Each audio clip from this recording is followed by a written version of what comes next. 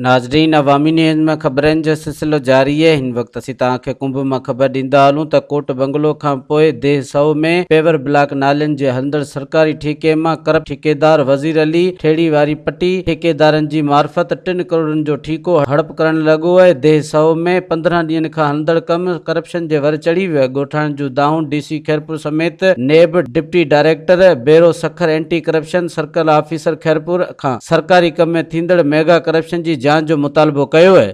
असां घणेई सभिनी खे चयो आहे, सिफारिश कई आहे त कंहिंजी ॻाल्हि ठेकेदार मञे ई कोन थो। अलाए छो, अलाए छा मसइलो अथनि। कीअं माना तव्हांजी नाली न ठाही अथनि या ॿियनि जी बि न ठाही अथनि? ॿियनि जी बि लाइन कोन ठाहींदो, असांजी बि कोन ठाहींदो। मेन नाली असांजी बि कोन ठाहींदो। इहे सॼो रोलो विछाए वियो, इहो बि ईअं पियो आहे, खिंडियो पियो आहे। अच्छा, उन खां पोइ असां सभिनी खे चयो बाबा ठाहे अचे, अॼु था ठाहियूं सुभाणे। उहो मेन घिटी आहे नाली, हो घिटी कोन ठाहे इमाम बारगाह वारी। अच्छा, इहा मेन घिटी आहे। मेन जेको आहे जेको किरास ठेकेदार कॾहिं कॾहिं ईंदो आहे। अच्छा, भई हेठियनि खे चऊं था, हेठियां चवण ई कोन था कनि। सही सही। अच्छा, घणे जो ठीकु आहे तक़रीबन सम्झो था? लॻभॻि तक़रीबन 3 करोड़ खनि चवनि, ॿुधऊं था। उन में बसि तव्हां पथर बि इहो ई विछाया आहिनि जेको तव्हांजे साम्हूं पियो आहे? इहो पथर विछाए वियो। हीअ घिटी तव्हांजी पंहिंजी ज़ाती घिटी आहे? ज़ाती घिटी पंहिंजी आहे।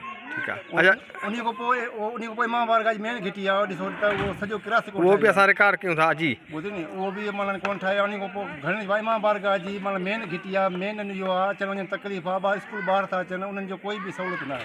मज़ीद खबरों और तफसीलात के लिए विजिट करें हमारी वेबसाइट www.awamiNewsHD.com।